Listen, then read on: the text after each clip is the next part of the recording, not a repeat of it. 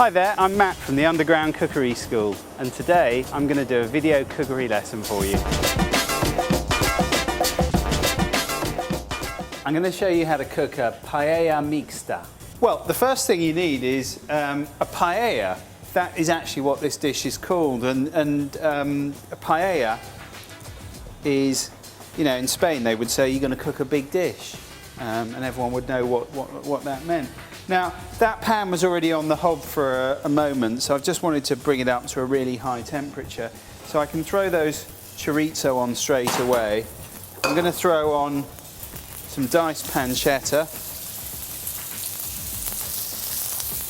And I'm now going to put in some diced pepper.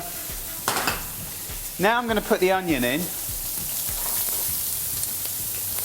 Quite a lot of that. And I'm going to give it a good old mix. Now already the juices from the chorizo are adding flavour to the paella. And whilst those onions are softening up, I'm going to add my paprika. In it goes.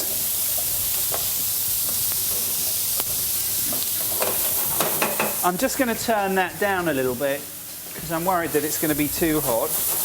And in fact, what I'll do initially, that's just to stop anything from catching on the bottom, but it's going to add flavour. I'm going to add the garlic now. I don't like to add garlic to a dish until I absolutely have to, because I don't want it to burn. I'm going to add some thyme. I've got some dried chilies here, which are really going to set this dish on fire. And now I'm going to add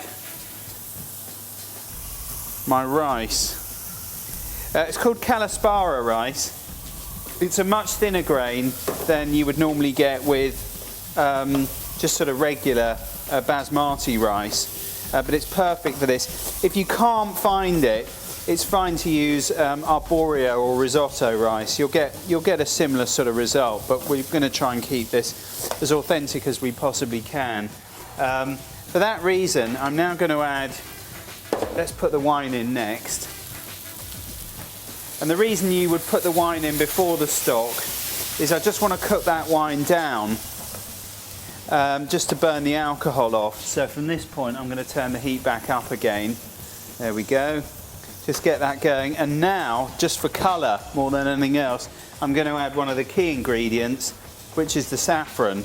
Now, it's not going to have an immediate effect, but it will turn this dish a sort of traditional Spanish crimson, you know, after the cooking time has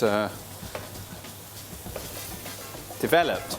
Right, most of the wine now has either been absorbed or burnt, or the alcohol burnt off. So now I'm going to add some chicken stock, and I'm going to put enough in here just to cover most, if not all, the rice.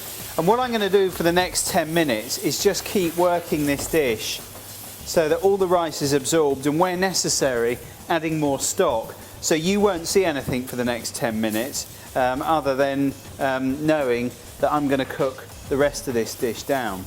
So a paella mixta would generally, I'm just going to put a little bit more chicken stock in there, would generally suggest that the ingredients are mixed. As you can see, I've got some chicken thighs, but we've got plenty of seafood that go in there.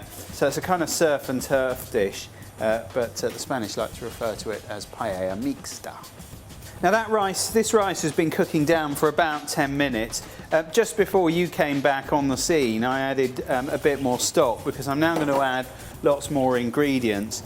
As you can see, I'm just going to turn this around. You should keep turning the pan, because different parts of the pan will get hot at different points. And you see, you want to make sure that you work tidy. I'm just going to get rid of that. See, this is how it really is, i.e. not TV cooking. I'm now going to add, I browned off some chicken thighs, so I'm going to add those to the dish. So just liberally scatter those around like that. Here's the thing about cooking that you know, you've got all those lovely juices in there, so use them. Yeah.